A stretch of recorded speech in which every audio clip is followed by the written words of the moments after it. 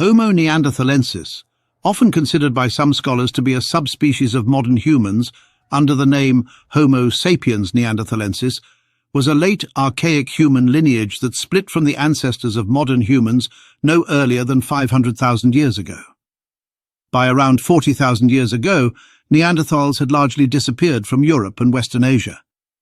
However, some of the last surviving Neanderthals may have not lived in Europe but in the remote mountains of Iran or Afghanistan. In fact, Neanderthals were roaming all over the Persian Empire sometime between 40,000 to 70,000 years ago before disappearing from the archaeological record. It was once thought that Neanderthals lived only in caves in astonishing states of savagery and uttered sounds more like wild beasts than human speech. Indeed, for much of the last century, Neanderthals were portrayed as knuckle-dragging brutes, whose disappearance around 40,000 years ago was the natural result of competing with a more intelligent, creative and resourceful human species, Homo sapiens sapiens. And yet they endured.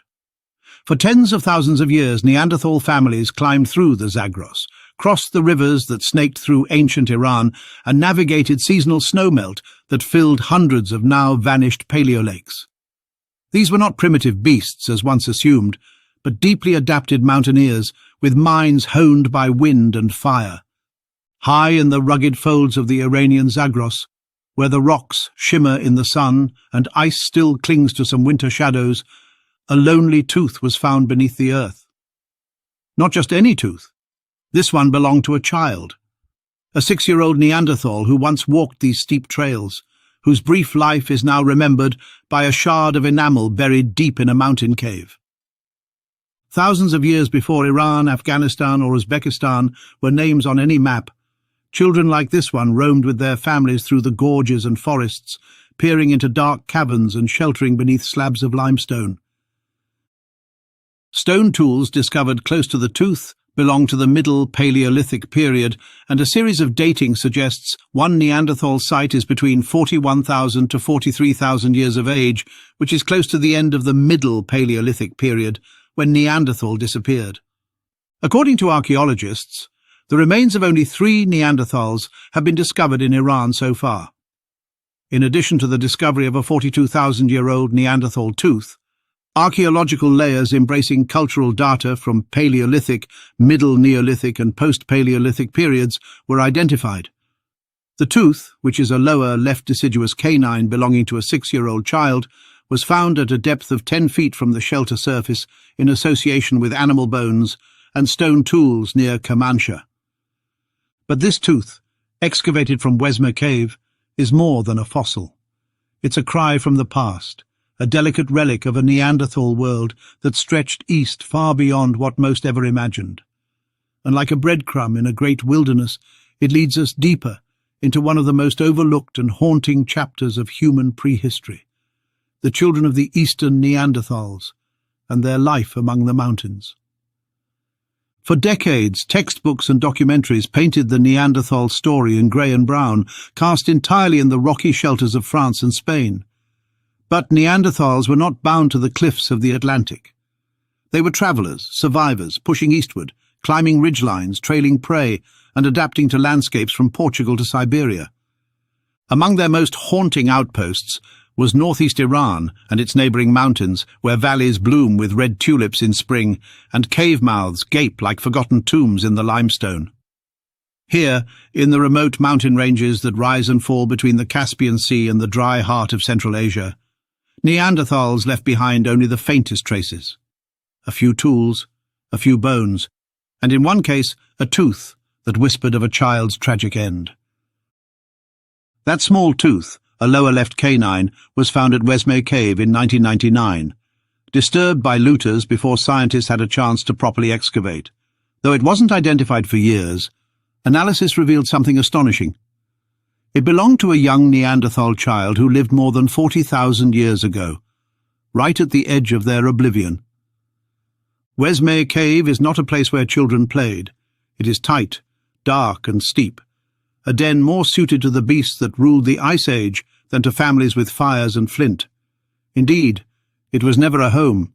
It was a killing ground, Bones from the cave include the remains of bears, lions, hyenas, leopards and wolves, and among them this child's tooth, weathered and cracked.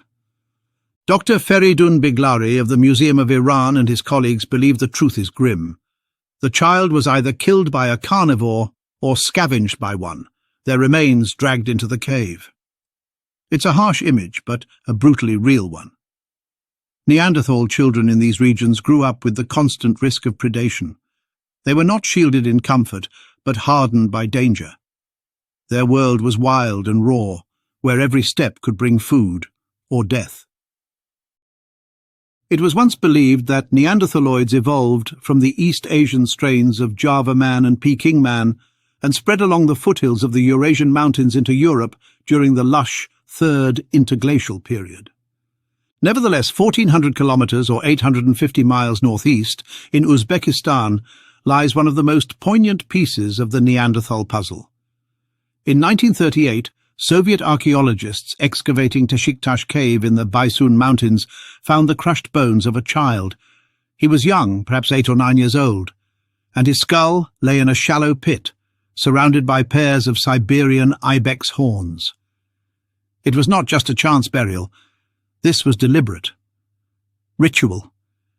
The child from Teshiktash, reconstructed from more than 150 fragments, was unmistakably Neanderthal. His teeth showed the accelerated growth common in the species. His face, broad with the strong, mid-facial projection typical of Neanderthals, adapted for life in cold, dry air. He was short, stocky, and powerful, but frozen forever in childhood. Did they place the curved ibex horns like sentinels to guard his passage into the next world? Whatever the ritual meant, it speaks of emotion, of community, and of a belief that the child mattered beyond death. The moment they covered him with earth, these mountain Neanderthals proved the lie of the old stereotype, the one that called them brutes. In truth, they were mourners. The children of these mountains, Teshiktash, Wezmeh, and perhaps others lost to time, shared much in their bones. Their bodies were thick with muscle and clothed in heavy, robust frames. Their growth patterns were fast, their teeth erupting earlier than in modern humans, perhaps an adaptation to a shorter lifespan or harsher living conditions. And yet, beneath the hard exteriors, there were signs of tenderness. The arrangement of the Teshiktash child's grave suggests a sense of aesthetics and meaning. The very act of preservation, placing a body in a pit, marking it with horns, required foresight and care. These were not thoughtless creatures. These were human beings shaped by the land they walked. Genetic studies support this uniqueness. The DNA extracted from the Teshiktash remains suggests that eastern Neanderthals were somewhat isolated from their western cousins. Low levels of gene flow indicate they remained in distinct ecological zones, occasionally interbreeding with modern humans who had begun pushing up through the Levant and possibly along the southern edge of the Iranian plateau. Neanderthal-type tools have been found in the Hindu Kush range of Afghanistan. But what type of man made these tools? Ordinarily, skeletons of Neanderthal man are found in association with the type of tools, but none were found in Afghanistan. Some of the last Neanderthals likely held on in the Zagros, in the highlands between Iran and Pakistan. Others may have slipped through northern routes around the Alborz Mountains into Afghanistan, while still more drifted into Siberia. Their presence in these zones is confirmed by scattered tools, Levallois flakes, prepared cores, and points as sharp as the wind. Yet the people who made them are mostly gone, their bodies erased by time, scavengers, and sediment. What does it mean that these finds, so few, so precious, are children? Teeth, bones, graves, all from the young. In a way, this is unsurprising. Children's teeth are small and resilient, often surviving long after other bones turn to dust.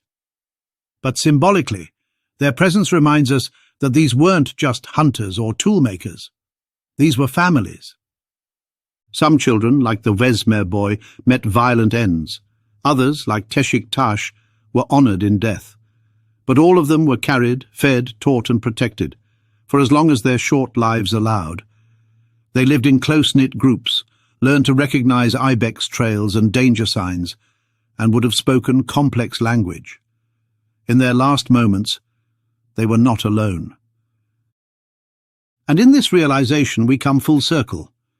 The Neanderthal children of Persia and Central Asia were part of a wide, resilient network of people, not an evolutionary dead end, but a sister species, and we carry their legacy in our own DNA, in our immune systems, our skin tone, even the shapes of our skulls. Today, the caves are silent. Teshik Tash has collapsed in parts. Wezmeh is a forgotten fissure in a windswept cliff. But the bones remain embedded in the rock, whispering their stories to those willing to listen. New excavations continue, driven by digital mapping and hydrological modelling, guiding archaeologists to potential sites where Neanderthal families once camped by streams or took shelter from winter storms along this prehistoric version of the Silk Road. The hope is to find more bones, more children perhaps, more of the story. And so, in the end, we return to the tooth. That small ancient molar from a child who never saw the modern world. He or she lived in the last twilight of the Neanderthal era, walking the same ground where goats now graze and satellite dishes glint on distant rooftops. That child, hunted, buried, or both, was part of a people who endured wind, snow, predators, and grief. Their world may be gone, but their memory is not. It lives in the dust of the mountains, in the horn-wrapped graves, and in the quiet determination of those who still seek their remains. And with that, we leave you to ponder the mysteries of our shared human history. Until next time, stay curious and stay questioning. Please subscribe, share, and check out our channel's other videos. Thank you and take care.